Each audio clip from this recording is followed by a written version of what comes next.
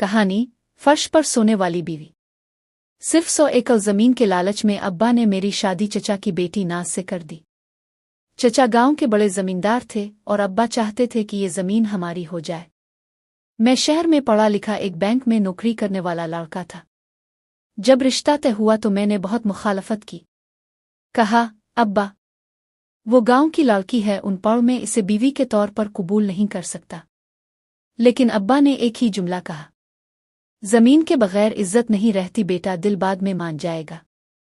शादी हो गई। नाज सादा, शर्मीली और खामोश तबीयत की थी। घर आते ही वो सब का ख्याल रखने लगी, अम्मा की दवा वक्त पर देना, मेरा कपड़ा इस्त्री करना, खाना बनाना, सफाई, सब कुछ। लेकिन मेरे दिल में इसके लिए बस सर्दी थी। मैंने अपने कमरे में वाजे कह दिया, ये पलंग मेरा है, तुम फर्श पर सोगी। वो एक लम्हा खामोश रही, फिर आहिस्ता बोली, जी। रातें गुजरती गईं।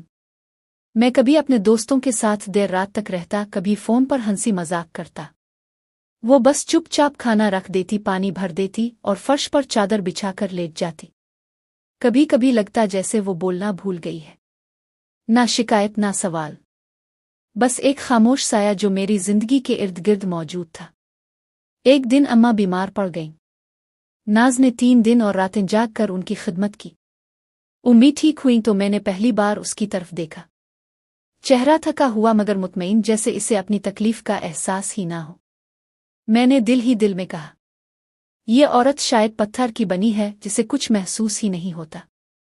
फिर एक रात कुछ ऐसा हुआ जिसने मेरी सारी दुनिया बदल दी। नींद में अचानक मेरी सांस बंद होने लगी। मैं हड़बड़ाकर उठने की कोशिश कर रहा था मगर जिस्म अकड़ चुका था।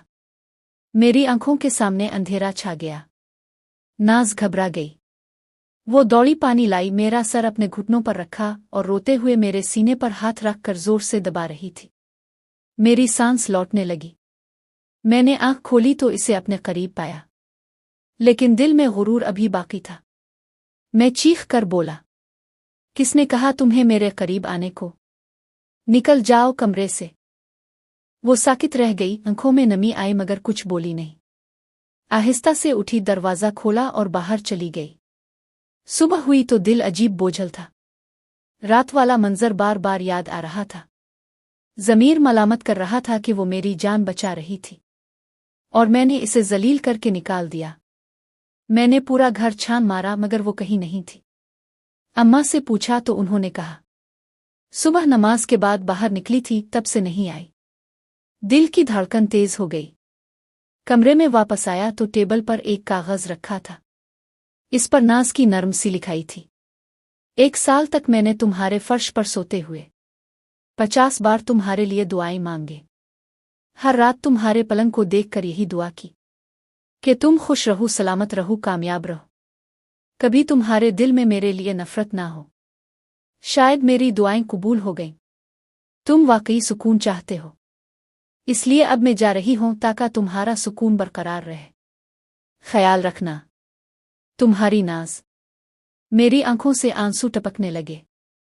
दिल चाहा दौड़कर गांव पहुंच जाऊं, इसके कदमों में गिरकर मुआफी मांग लूं। लेकिन जब गया तो चचा के दरवाजे पर ताला लगा था। पता चला वो अपनी मां के साथ किसी दूसरे शहर चली गई। मैं खामोश वापस आया। कमरे का वो फर्श देखा जहां वो 1 साल तक मेरे लिए दुआएं करती रही। आज वही फर्श खाली था मगर मेरे दिल का बोझ पहाड़ बन चुका था। मैंने पहली बार जाना, जमीन का लालच इंसान को अंधा कर देता है, और जिस औरत के दिल में तुम्हारे लिए दुआ हो, इसकी कदर न करना सबसे बड़ी महरूमी है।